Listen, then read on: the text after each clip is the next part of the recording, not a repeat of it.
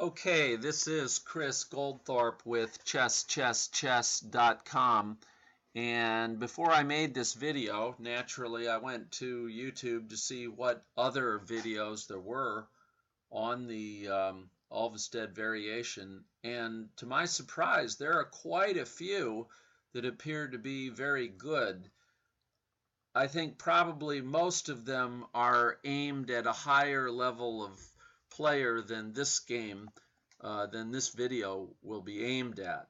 So this video is about how to play as black when white plays the Italian and black chooses, instead of playing the Gioco Piano, black chooses to play the two knights defense. And this is a perfectly playable move by black. I think some beginners have gotten the idea that this move refutes it. That is, they might think that this move causes black's last move to be revealed as a mistake, that black has no good way to continue. Well, white certainly is making some threats. Dr. Siegbert Tarasch, called this move ein Stumperzug, a beginner's move. Why do you think he did that? I think he did that because in general white could develop another piece or prepare to with a move like d3, releasing the queen's bishop, and instead he's moving a piece that's already out for the second time. If you're starting in chess, it's good to remember that if someone is castled, trading a knight plus a bishop for the rook and the pawn is a bad idea. Trust me, it's a bad idea, especially if you only get one pawn with the rook when you trade off a knight and a bishop, which for white here is 100% of all of his development.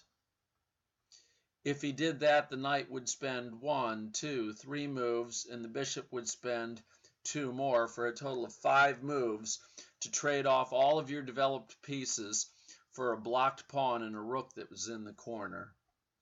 So trading a knight and a bishop for a rook and a pawn, if black were to castle here, would not be good. So if black were able to castle when white made this knight g5 move, it would be a silly move. It would certainly be a move that no one strong makes.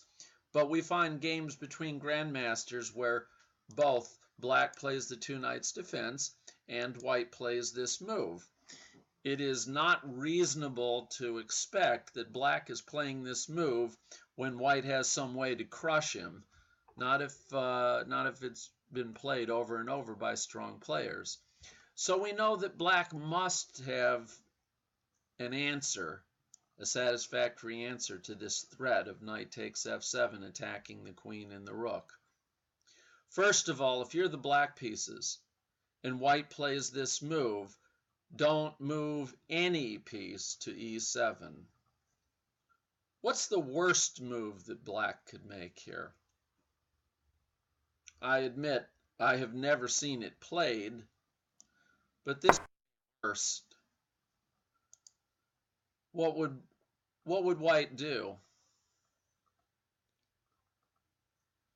He could take with his knight, and then you can see that he's going to win the queen for sure on the next move. That would certainly be enough to win, and that's not even the best move. White could checkmate like this. So knight e7 is obviously unplayable. Now bishop e7 would make knight takes f7, winning the queen. Knight takes f7 would win the queen if black plays bishop to e7. Again, remember, anything to e7 is a mistake here. Black might do this. I hope you can see what motivates him to do that. Black thought he's bringing a second defender to this pawn. The problem is that the queen all by itself is worth more than all of white's pieces attacking it. So queen e7 does nothing to guard this pawn. White can simply and say, go ahead, I dare you to take my 2 pieces for the queen. If black moves his king, then he just goes back. Now black has lost a pawn, and white is threatening this fork, picking up more material. So if by chance white actually thought that he could get away with taking these 2 pieces, he thinks, gee, I've got lots of development here, and white doesn't. With his king out of place, it will soon become evident that he doesn't have enough to make any kind of attack or anything. So we still have a problem at f7, and we still have to have some way to deal with it. So this is the move that black should play. Now, if you are the white pieces, there's really only one thing to do here. You take with the pawn. If you were to take with the bishop, well, if white takes with the bishop and you're the black pieces, knight takes bishop is the answer. And then you might even continue with queen takes this knight.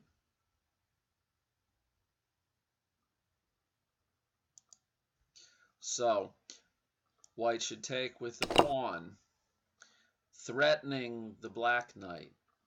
Now, there's a very logical move here that I would expect a beginner to play if they didn't know better, and that would be to simply recapture the pawn in the center, restoring material equality, bringing the knight into the center, and opening up a new threat upon this knight, whereupon some people say that their computer says that the lolly variation is best. Yes, if you're the white pieces.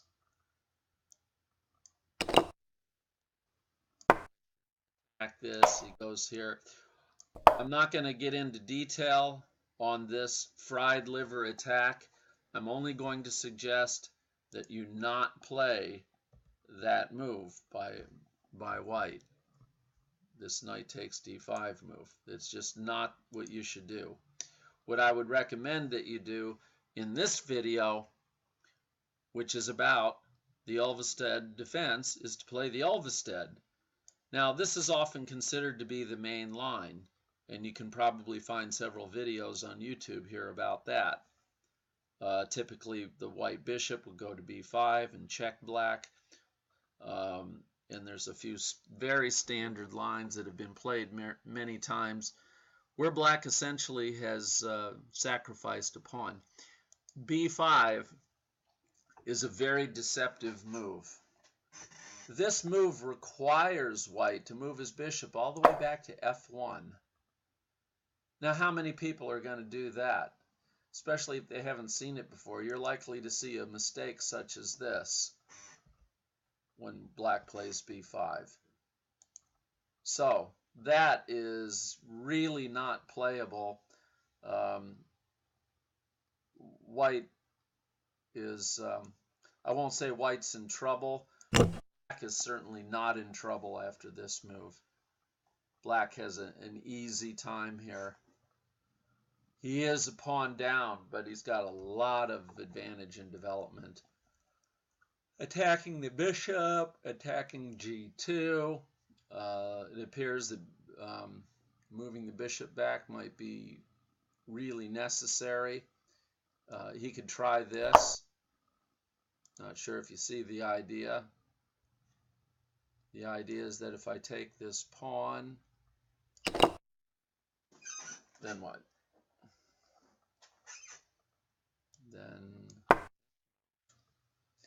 And if he takes the knight,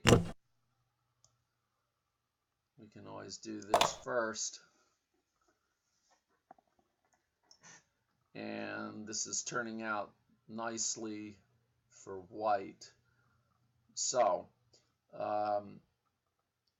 taking for white is not the thing to do. You have to move your bishop back. Okay, and now we have knight to d4. So the knight is guarding the b5 pawn from the bishop, but it's also putting its pressure here. Gets out of the way of the c pawn, and black is threatening to play knight takes d5 now. So he goes c3, and black will go ahead and take. Now, it might be kind of weird. Why doesn't he save his knight? Why does he take a pawn? Well, when he plays this knight takes d5 move, notice he starts a new threat on this unguarded knight over here on g5. So c3, knight takes d5 threatens the white knight also. So takes. If he takes with check, we can just move the king. We don't want to play c6 and have him do a fork. And white castles.